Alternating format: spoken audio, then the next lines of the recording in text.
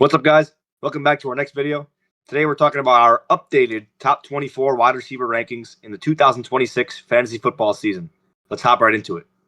Starting us off, our number one receiver remains Jamar Chase. And back in 2024, we did see Jamar Chase win the Triple Crown with Joe Burrow healthy for the whole year.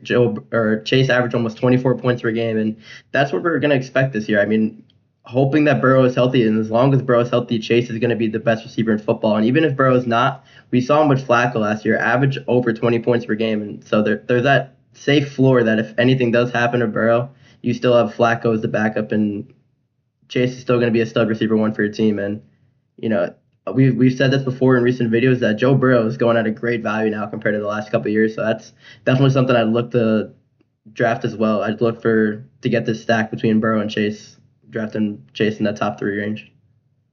Yep, nailed it with the Flacco point too. Even if something happens to Burrow, still got Flacco in a way. And we've seen in the past 2 years, Jamar Chase has led the league in targets, and I expect that to stay the exact same. I believe Chase is the clear wide receiver one in 2026, and it should be for every single person playing fantasy football this year. Our second overall receiver for 2026 remains Puka Nacua. And now with Puka, he was the wide receiver one last year in fantasy. It led the league in receptions and as well as yards per game. But the reason why we have him behind Chase is because we've seen the more risk with Puka as he's dealt with a little bit of injuries over the past 2 seasons, just minor. But we've seen Chase be the healthier player, and we've seen him on the field more. But we see the ceiling about the exact same, and Puka for us belongs right in S tier with the top receivers in the game. And my personally main issue with Nacua is the wide receiver one curse. Wide receiver ones really never repeat. In the past decade, it's never happened with a wide receiver one repeating in his next year. So that is something to look out for next year with Puka. He's obviously a great player, 6 ceiling, and really a super high floor as well. But that is something to look out for when you're drafting your receivers in fantasy. And finishing off our S tier, our receiver 3 remains JSN. So Jackson Smith-Njigba coming off a sick year last year, over 1,700 yards and a 35.9% target share. Clint Kubiak's gone. It's not going to hurt him that much. It might dip him down a little bit yards total, but him and Darnold's chemistry is unmatched, and he's definitely an insane pick in this early first round. For me, I just think Chase and Puka, they both have the higher ceiling and floor, so I just don't see a world where I would rank JSN ahead of them. But at the end of the year, if you tell me JSN was the receiver one, I wouldn't be surprised or shocked. Yeah, I mean, both clearly an S tier receiver. I just see the ceiling of Chase and Puka just higher than JSN's overall. But I wouldn't get fooled if he finishes wide receiver one. All right, and starting off our A tier, we have Amon-Ra St. Brown. And Amon-Ra these last 3 years has finished as a receiver 3 in all 3. I mean, we do see a slight coaching change now with Drew Petzing being the OC, but I don't think it's going to be an issue. We saw Trey McBride having a monster season, so I mean, we know Drew Petzing can scheme up his receiver, his number one target well, and we also saw Michael Wilson last season. So I don't think there's any concern for me with the coaching staff. People had a concern last year when Johnny Morton became the OC for the first time, and as we saw, it really didn't affect Amon-Ra at all, and he finished as a receiver 3 once again. He's been one of the more consistently healthy receivers in the league for the past 5 seasons, and we've seen him really break out. And he, again, one of the more consistent receivers we've seen in a while. And in 2026, we see him being consistently one of the better receivers in all fantasy. I love Amon-Ra this year. I think he has the highest floor in fantasy, that's for sure. On an insane offense with the lines, he's not going to do you wrong. So we love him here as our first receiver in the A tier. And another thing is he's going to fight through injuries to be on the field for you, which is a great thing, of course. All right, and now our receiver 5 is a bit of a surprise, A.J. Brown. And yeah, this might be a surprise to you, but I don't really think it is, in my opinion. Yeah, A.J. Brown for the past 2 seasons in Philly didn't play his best football, but we've seen a decline in the chemistry between him and Hurts. We've seen a decline in Hurts overall as a passer and a decline in that Philly offense. With Hurts now coming into New England, it's a much better offense where he can solidify himself as a complete wide receiver one with probably the best quarterback he's ever going to be with his entire career. Drake May will be a consistent 4,000-yard passer in this league instead of being on a run-first Philly offense. We totally expect A.J. Brown, as he's the alpha wide receiver one in this offense, and an upgrade of his situation to be a target hog. He's going to get a lot of targets, and I wouldn't be surprised if he goes back to his 1,500 yard self like he was his first 2 years in Philly. Yeah, I just think there's honestly, I know we have CeeDee Lamb and Justin Jefferson ranked right behind them, and I think AJ Brown might have the higher ceiling than both of them and floor. I mean, it's a great situation now in New England with Drake May as the QB, and I mean, there's a lot of question marks with CeeDee Lamb and Justin Jefferson, I'd say too. Okay, and as I said, our number 6 and number 7 overall receivers are CeeDee Lamb and Justin Jefferson. So about CeeDee Lamb, Lamb last year had a very unfortunate season with that injury in week 3 he suffered with his ankle. He also only had 3 touchdowns last season, which that'll definitely go up from this season. Pickens had 9, and we know that CeeDee's ceiling is definitely capped with Pickens alongside him. As we saw in 2024, he had over 400 fantasy points, which we don't believe that'll happen again in his career with the addition of Pickens. But yeah, he's definitely, we have him a little bit over Jefferson because of more with the risk with the QB room in Minnesota, and that'll lead us right into Jefferson. Yeah, I We saw mean, mostly career lows with the with the CeeDee Lamb here, but for me, I mostly think that came a lot off his ankle injury, as those injuries take a long time to go away, and George Pickens being there did not help. This season, I would expect CeeDee Lamb to get more back to himself, but he'll still be competing for targets like with CeeDee Lamb. So I don't see him more as a 1,500 yard receiver, but I see him as a very solid 1,300, 1,200 receiver, and he fits right in the A tier. yeah, and another thing with CeeDee's Pickens is an awesome red zone threat, and I mean, we saw that last year. CeeDee only had 3 touchdowns, I believe, somewhere around there, and Yep, also the same thing with Jefferson. Jefferson only had 2 touchdowns last year, and you have to really hope for that. Kyler Murray is a big jump from what JJ McCarthy was last year, and I don't know if he's going to be a big jump. At least he would definitely be some sort of a jump, but I mean, he hasn't led a receiver one season since 2020, 2021 with DeAndre Hopkins. So I mean, it it sucks because Jefferson is still such a great talent. I still believe he's a top 2 receiver talent wise in the NFL, and he's bad QB play now.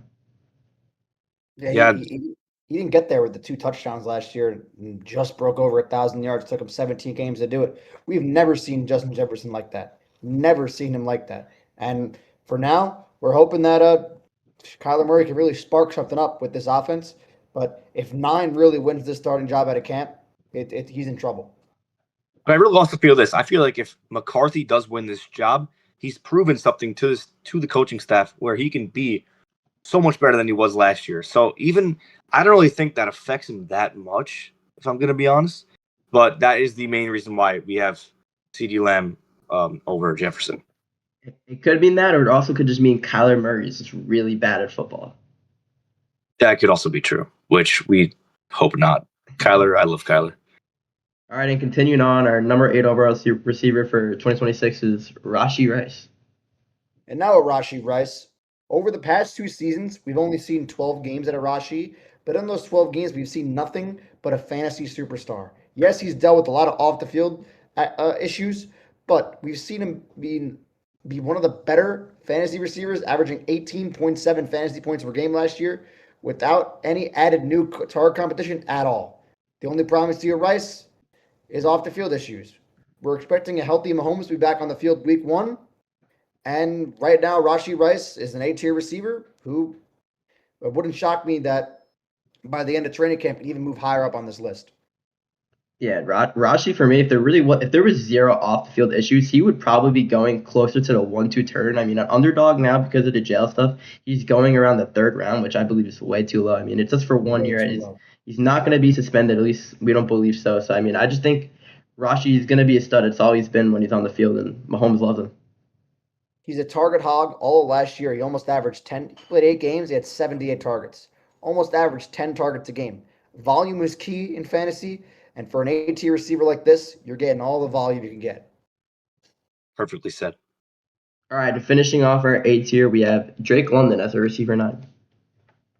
Drake London definitely belonging in this A tier. He has one question mark in the quarterback room with Tua Tagovailoa or Michael Penix Jr., which we saw what he can do.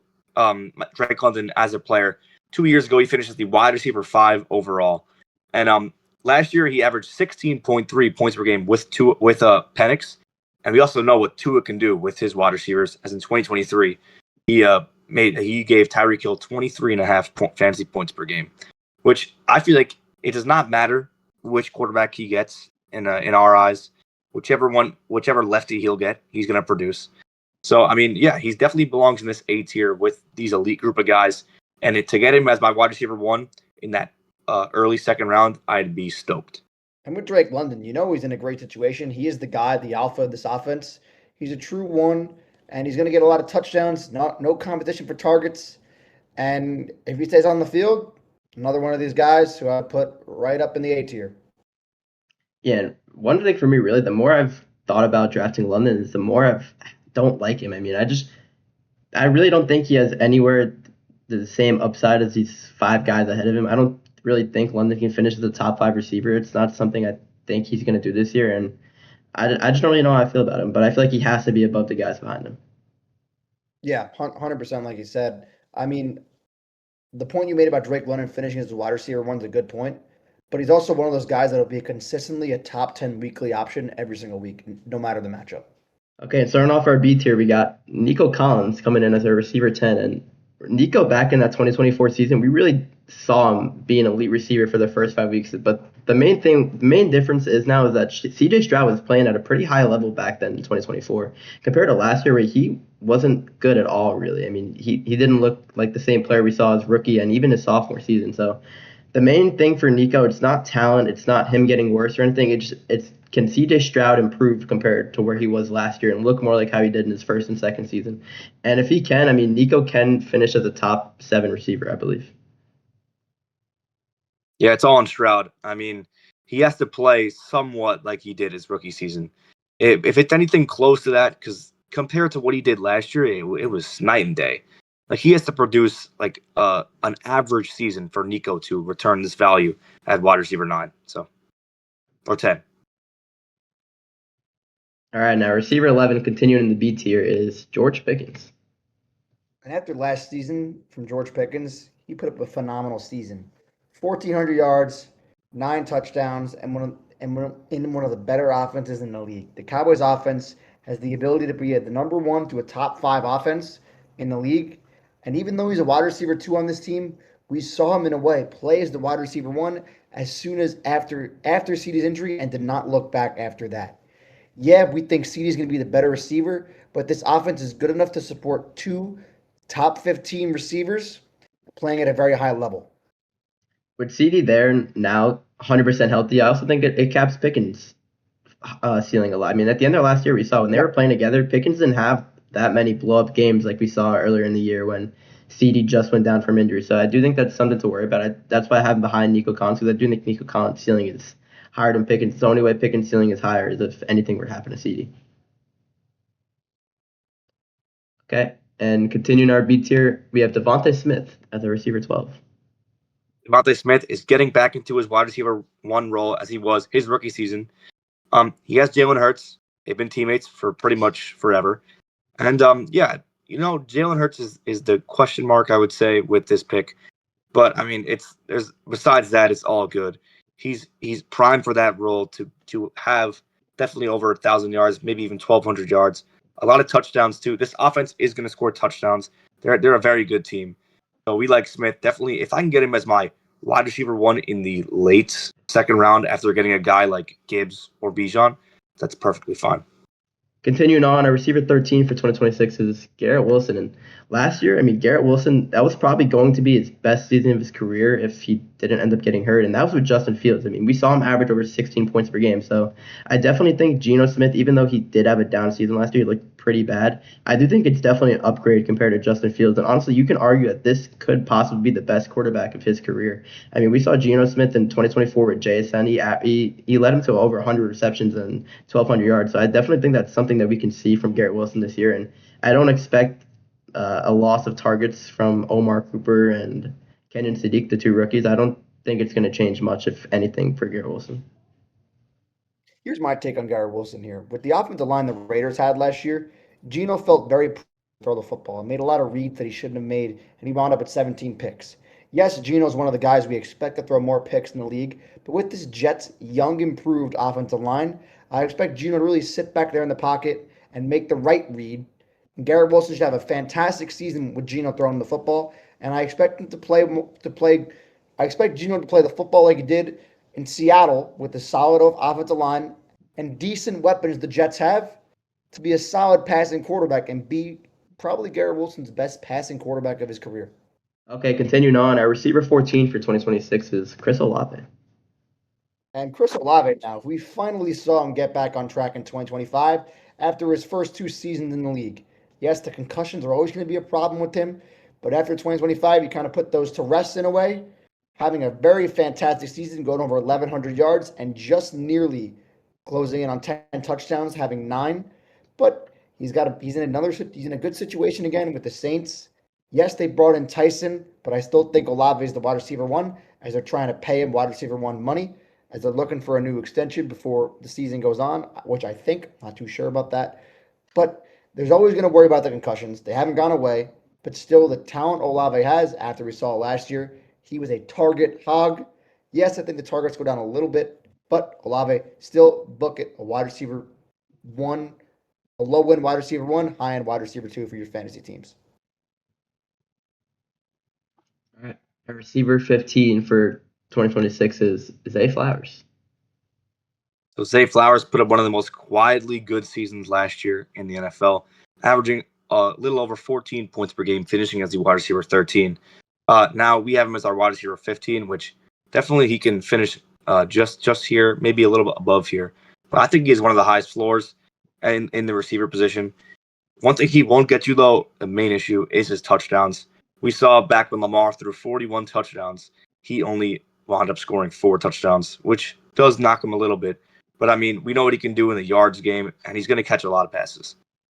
Yeah, the main thing is the touchdowns. I mean, in the season where Lamar had over 40 touchdowns, he only had 4, and so I don't think that's something we're really ever going to see. But he does have a really safe floor, and he can still be a top 12 receiver on the borderline of a top 12 receiver for your fantasy, and you're getting him a good value at the 3-4 turn, I believe.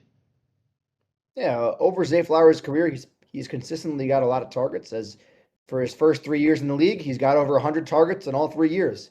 And after we saw in 2025, which I think is his best season, he went over 1,200 yards, really put himself on the map as one of the better receivers in the league. And like you said about the floor, he's got that consistent floor with the volume he gets. But hopefully, we get some touchdowns in there, and he can be a lot higher as the season goes on. And finishing off our B tier, we got T. Higgins as our receiver 16. And over the last 2 seasons, we've seen T. Higgins average 18 points per game in games when him and Burrow were both healthy. But that is the main problem. T. Higgins cannot stay healthy, and that's just not something I want to deal with throughout the season. He's missed 4 games on average since 2023. So that's just something I'm kind of expecting. He's going to miss games, and there's nothing you can really do about it. And I don't want to be the manager to deal with it throughout the year. And yeah, with T. Higgins, we've seen over the past 2 years, he hasn't been healthy. But the thing what separates him in this tier is the touchdown upside he brings. In the past 2 seasons, he's been over 10 touchdowns in both years. Yeah, he's going to struggle with competition with Chase, but he still gets his fair share as this offense nearly has to play perfect all the time.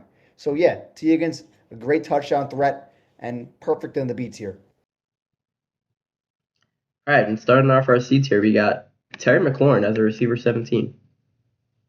And Terry McLaurin had a completely down year last year. Missed all training camp holding out for a contract. Came back looking like a shell of himself from that year prior. But it also didn't help that him and Daniels weren't on the field together at the same time. He was playing a lot of football with Marcus Mariota. And now we're hoping that Jane Daniels and Terry McLaurin can stay on the field together and look like they did in 2024. Yes, he had 13 touchdowns that year, and him and Daniels looked like a complete duo on the field last year. And the Commanders need both of them to step up because that season 2025 was unacceptable for them, and they need a bounce back from both of them in order to be a solid team. Yeah, and they have no real second option in this receiving game at all, really. So, I mean, it should be exactly like 2024, basically, with Terry McLaurin. And good signs from David Blau already saying he wants to get him 10 targets earlier in the offseason in the game. So, definitely a good start to the offseason for him. Yep. Especially last year with Debo. He took away some targets when he was on the field, but Terry wasn't on the field a lot, so it was kind of hard to judge. All right, our next receiver is Devontae Adams as a receiver 18. So Adams, as we know, growing with age, but last year finished the wide receiver 9 and had a little bit under 16 points per game, which is elite. He also missed the last few weeks of the season, and he still finished wide receiver 9. And that touchdown upside, man. This offense is going to be so good. This is the best team in the NFL with one of the best quarterbacks in the NFL throwing him the football. And I mean, he can definitely match his touchdowns from last year, but he might be in the decline as he's our wide receiver 18 compared to how he finished wide receiver 9. But I mean, nothing but good things about Adams. It's just the age is a little bit of a risk, and that in the injury factor. I don't think anything's going to change for Adams. So I mean, I started getting him at a receiver 18 is perfectly fine, good value, and I think he definitely has the ceiling to be a top 12 receiver like we saw last year. The goal line role, that's not going to change. He had 32 red zone opportunities last year. I think it goes nowhere. I mean, we did see Adams's yards per game drop down to 56 last year, which hurts him a little bit. But like you said, I don't think anything's going to change with the touchdown upside he brings around that goal line. As why would the Rams change what worked last year? They'd have to be crazy to change it up, and I think that they stay the exact same. As Adams is one of the better goal line threats around the league as we've seen over the past few years. All right, now receiver 19 for 2026 is Emeka Egbuka. And last year we saw Emeka Egbuka great start to the year. Weeks 1 through 6, he had over 17 points per game, but then he sustained that hamstring injury. And Baker also was very hurt throughout the whole year, too. So, I mean, I think with both of them coming back healthy and the departure of Mike Evans in the offseason, I think Ibuka could really break out in year 2 and finish as a top 12 receiver for you. Everything just kind of fell off the rails that season. As we saw now coming out that Baker had a boatload of injuries, Evans coming back at the time, Jalen McMillan coming back at the time, and him hurting his hamstring, all as everything was just turning around. It was just towards the end of the season, about week 12, week 11, it kind of just went down south for Egbuka. Now we're hoping we see a healthy season out of Baker and a healthy season out of Egbuka, and they could work together, and he could really step up in place of Mike Evans and be this wide receiver one in this offense. All right, now receiver 20 for 2026 is Tedero McMillan, which we have very low. And yes, Tedero McMillan finished a lot higher last year than we have him on our list, but a lot of it benefits from playing every single game. He went over 1,000 yards and 7 touchdowns and was the rookie of the year, but we don't see much upside in Tedero McMillan as his quarterback play with Bryce Young. Yes, sure, Bryce Young will have his boom weeks. It'll affect McMillan as he will have boom weeks as well. But we've also seen the worst of the worst from Bryce Young, as you can never see the consistency. And now, in my opinion, I think he has a little more target competition than people think with Jalen Coker along the way, because I think he's one of the better sleepers in the league, and they just gave him an extension too, as he's one of the as the Panthers got a steal, finding him as an undrafted free agent. You know, some people do like to say Jalen Coker is the real receiver one of this offense, and I won't go that far, but I do think he's definitely a real target competition for McMillan now. Okay, and our last receiver for this tier, we got Lad McConkey as a receiver 21. Matt McConkey, coming off his rookie year, averaged a little over 15 fantasy points per game. But as we know, last year was a super rough year for Lad McConkey, averaging just over 11 fantasy points per game, which did not cut it. He was a second round, third round pick last year, and he gave you 11 points per game. I don't know. But on the good side, we have a way more healthy team. We got Slater back, Joe Alt back. This what's it called? The O line is going to be super revamped. It's going to be a much better team, and we got Mike McDaniel now. This offense is going to be way better than last year, and we know what Herbert can do. Herbert is one of the best quarterbacks in the NFL, and this guy can return to his rookie year form 100%. Yeah, I mean, I think the number one thing is obviously the O line too, but McDaniels. I mean, he's really going to help scheme him open and get him a lot of opportunities down the field and in the intermediate area where we really saw him excel in his rookie season. And I think he's going to get back to doing that. Especially right now, as Keenan Allen is not rostered by the Chargers right now. So Lad can get himself right back into that slot role where he's more comfortable playing at, which we saw in 2024 when he had a really great rookie season. So without Keenan Allen, he could finally go back to his 2024 form. Yeah, Keenan did take a lot of targets away. He took way more than I expected going into the season when I took McConkey. So I mean, yeah, without him, he could definitely get around like 30 more targets, which just feed you some points. And starting off for a D tier, we got Mike Evans as a receiver 22. And Evans is now a 49er. Probably, I would say maybe the best coach of his career by far with Kyle Shanahan. And we've seen this X receiver position for Shanahan really perform over these last 3 years with Brandon Ayuk in 2023 finishing as a top 12 receiver, almost 1,400 yards. And then Jawan Jennings these last years have been pretty solid flex option. And Jawan Jennings is nowhere near as good as Mike Evans is.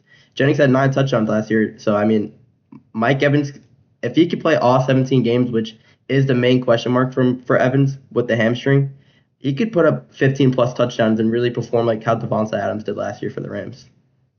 Yeah, I don't see why he can't put up double-digit touchdowns as well as 1,000 yards. Yet he'll have some target competition with Pearsall, Stribling, and McCaffrey, obviously. But we've seen Purdy support multiple options, and I think Evans is the X receiver. He'll be one of his go-to options around the red zone and around the numbers. And yeah, Mike Evans should be 1,000-yard receiver with 10 plus touchdowns who can easily exceed wide receiver 21. And I wouldn't be shocked if he goes inside the top 15. Yeah, it was a great point you made up, Hunter, with Devontae Adams. I could 100% see that comparison from last year's Adams turn to this year's Evans. So, I mean, touchdown. We saw, as you said, Jennings scoring 9 touchdowns last year, and yeah, he can. He's a better player than Jennings, we know, and he could definitely match that number and exceed that for sure. All right, now receiver 23 for 2026 is Malik Neighbors. Malik Neighbors is one of the more interesting picks in this year's draft. Coming off this ACL injury, the surgery was late. He doesn't look that good coming back off the injury, but he kind of reminds me of the Rashee Rice pick of last year. He's going to be the guy that you're not sure of when he's going to come in. He might sit out the first 4 weeks of the season. He might come back week 1.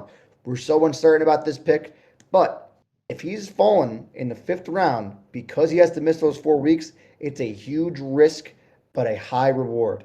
Let's say you come off your 3-1, 4-1, and Neighbors is coming back. He can be in line to set you up for that first round bye in your fantasy league. But if you're struggling without him, he can hurt you in big ways. You don't know what you're going to get out of him coming off this injury. But if you get a fully healthy version of him, he's got the upside to finish inside the top 5, top 10. Yeah, it was a bad injury. It wasn't just ACL, it was also meniscus, which is pretty huge. At least that's what the Twitter doctors say. So I mean, I just think if he comes back week 5, I think it's going to take a little time to get back to what the Malik Neighbors that we know and that we've seen. Yep. All right, now last receiver for 2026, we have Jalen Waddle as a receiver 24. Waddle now coming into the Denver Broncos, as we saw how good the Broncos were last year. He's going to be the wide receiver 1 of this team over Courtland Sutton. Courtland Sutton is getting a little bit older now, and Waddle's definitely going to be the guy who's going to catch more passes. He might not score as many touchdowns as Sutton, but he definitely will have more receptions, and he'll be used more targets as well. And Bo Nix is a great player. It's just when you get to a good offense like this, there's no really bad things about it. There is a lot of mouths to feed, but this team's going to score a lot of points, and Waddle is going to be the number 1 catching passes from Nix. The reason why I like Jalen Waddle in this offense now is that Bo Nix led the league in passing attempts last year, but didn't go over 4,000 yards. Those attempts have to go somewhere, and Jalen Waddle is a better receiver than all the receivers they had on the roster. Yes, sure, they had a young group of receivers that came in and filled roles, but they didn't have a guy like Jalen Waddle that could step up and play a legit role in this offense. We've seen 2 down years out of Waddle in 2024 and 2025, in my opinion. But right now, I think we can get a jump out of Waddle in 2026. Like I said, because of the passing attempts that we see in this offense, the Broncos want to run. They want to throw the ball a lot, and they want to air it out. And they got a guy like Waddle that can catch the ball for them and put up some solid numbers. The main thing for me is that he's not going to score touchdowns. It's really not what he did in Miami. I don't think he's going to do that here. Courtland Sutton is a great red zone threat. He's a big body receiver. I mean, I think that's where Courtland Sutton's going to excel now, even more than he has. And Waddle's going to be more of that deep ball guy that you might be relying on each game to perform for you. We hope you guys enjoyed our wide receiver rankings, the updated version. We'll be getting out our running back rankings as well as our quarterback and tight ends throughout the week. And let us know what you like in the comments. Like, subscribe, and keep following us along for these uploads. Make sure you guys check out all our socials as well: Twitter, TikTok, and Instagram. See you in the next one.